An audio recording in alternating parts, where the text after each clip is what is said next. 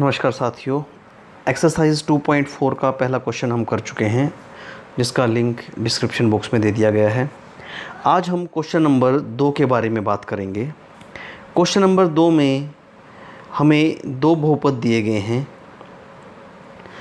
और हमें ये बताना है कि क्या gx बहुपद px का गुणनखंड है या नहीं है। तो दूसरे क्वेश्चन के फर्स्ट पार्ट में जो हमें बहुपद px दिया गया है वो है 2x³ plus x square minus के 2x माइनस के 1, और gx जो रैखिक बहुपद है वो है x प्लस 1। सबसे पहले हमने x प्लस 1 का शून्य ज्ञात करना है, शून्य के बराबर रखना है, और x का मान हमारे पास आ जाएगा -1। इस -1 को आपने बहुपद के अंदर x की वैल्यू से रिप्लेस कर देना है।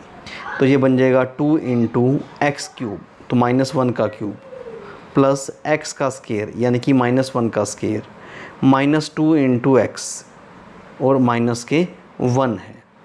अब यहाँ पर 1 का क्यूब -1 का क्यूब -1, -1 का स्क्वायर 1, -2 को -1 से मल्टीप्लाई करेंगे +2 और -1 एज इट इज़। तो ये हमारे पास बन गया -2 प्लस के 1 प्लस के 2 माइनस के 1, माइनस के 2 और प्लस के 2 कैंसिल, प्लस के 1 और माइनस का 1 कैंसिल। तो हमारे पास आंसर आ गया 0, यानी कि इसमें शेषफल 0 आया है।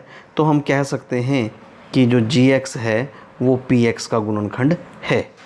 इसके बाद इसका जो सेकंड पार्ट है, सेकंड पार्ट में हमें जो बहुपद दिया गया है px, वो हमें दिया गया है x³ plus 3x square plus 3x plus 1, और जो gx है वो है x प्लस 2। तो सबसे पहले हम इसका शून्य ज्ञात करें, वो आ जाएगा हमारे पास -2। इस -2 की वैल्यू आपने इस बहुपद के अंदर रख देनी है। जहाँ जहाँ x है वहाँ पर -2 आप रखते चले जाएं, और बाकी जो बहुपद है उसमें कोई चेंज नहीं करना एज इट इज़। -2 का क्यूब माइनस का 8, -2 का स्क्वायर प्लस के 4 और मल्टीप्लाई 3 से करनी है। यहाँ पे -6 आ जाएगा, ये 1 एज इट इज़। तो इसको हमने सिंप्लीफाई किया तो हमारे पास 15 आ गया, और हम जानते हैं this is not equal to 0। तो हम कह सकते हैं कि जो gx है वो px का गुणनखंड नहीं है। जो gx है वो px का गुणनखंड नहीं है। अब इसके बाद हम इसका जो थर्ड पार्ट है वो देखते हैं। इस पार्ट में हमारे पास जो px दिया है वो है x³ माइनस के 4x स्क्वायर प्लस के x प्लस के 6, और जो gx है वो है हमारे पास x माइनस 3। हमने इसका शून्य ज्ञात किया, ये आ गया x = 3। तो जहाँ जहाँ x = x है वहाँ वहाँ बहुपद में हमने इसकी वैल्यू 3 पुट कर देनी है। तो 3 का क्यूब -4 × 3 का स्क्वायर प्लस का 3 और प्लस के 6, ये आ गया 27 -30x, 6 और 3 को ऐड किया 9 हो गए, 9 और 27 प्लस के 36 और माइनस के 36, ये टर्म्स कैंसिल होगी। हमारे पास क्या आ गया 0। और हम जानते हैं कि यदि शेषफल 0 हो तो gx जो है वो px का गुणनखंड है।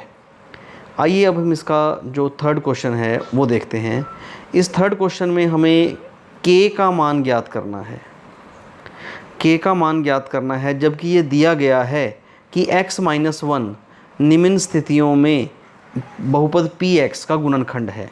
तो x - 1 है हमारे पास, तो सबसे पहले हम इसका शून्य ज्ञात करें तो हमारे पास हर एक पार्ट के लिए शून्यक जो है x की वैल्यू 1 आ गई। अब हर पार्ट में हम x की वैल्यू 1 पुट करेंगे, क्योंकि ये इसका शून्यक है 1।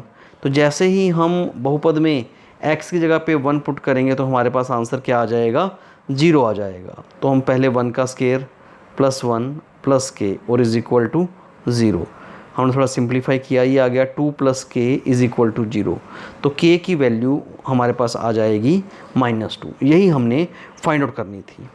आइए अब इसका जो दूसरा पार्ट है वो देखते हैं, जिसमें हमें जो बहुपद है वो दिया है 2x² + kx + 2, और शून्य x = 1 है, और जब हम शून्य को बहुपद के अंदर रखते हैं तो बहुपद का मान जो है वो हमारे पास 0 आ जाता है। तो यहाँ पे हमारे पास बहुपद का जो मान है वो 0 आ गया। तो अब हम x की वैल्यू 1 रखेंगे इस बहुपद में, जहाँ जहाँ x है वहाँ हम इसकी वैल्यू 1 रख देते हैं। तो ये 1 का स्क्वायर मल्टीप्लाई विद 2 करेंगे तो 2 आ जाएगा, k इंटू 1 करेंगे तो k आ जाएगा, √2 एज इट इज़ आ जाएगा √2। तो यहाँ पर k की जो वैल्यू है वो हमारे पास आ जाएगी -k2 -k√2। आप माइनस कॉमन लेके इसको इस फॉर्म में भी लिख सकते हैं, 2 + √2, बाहर माइनस कॉमन आ जाए। इसके बाद जो थर्ड पार्ट है वो बहुपद जो हमें दे रखा है वो है kx² -√2x + 1। और यहाँ पर भी x जो है शून्यक जो है वो 1 दे रखा है। तो जहाँ जहाँ x है वहाँ वहाँ आप इसकी वैल्यू 1 रखते हैं, तो ये बन जाएगा k -k√2 + k1। जब आप इसको राइट साइड लाएंगे तो प्लस का √2 और माइनस का 1 बन जाएगा, ये k की वैल्यू आ जाएगी। इसके बाद हम इसका जो फोर्थ पार्ट है वो देखते हैं।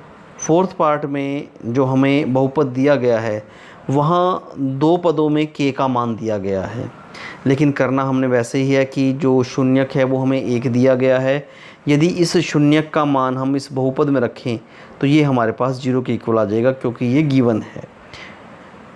इसके उपरांत जब हमने इसका मान k की वैल्यू 1 रखी, k इंटू x की वैल्यू 1 रखी, तो हमारे पास आ गया k -k3 + k और k को ऐड किया, ये बन गया 2k, ये -k3 को जब आप राइट साइड में लाओगे इक्वेशन के तो ये इक्वल में 3 आ जाएगा। तो k की वैल्यू हमारे पास 3/2 आ जाएगी। धन्यवाद।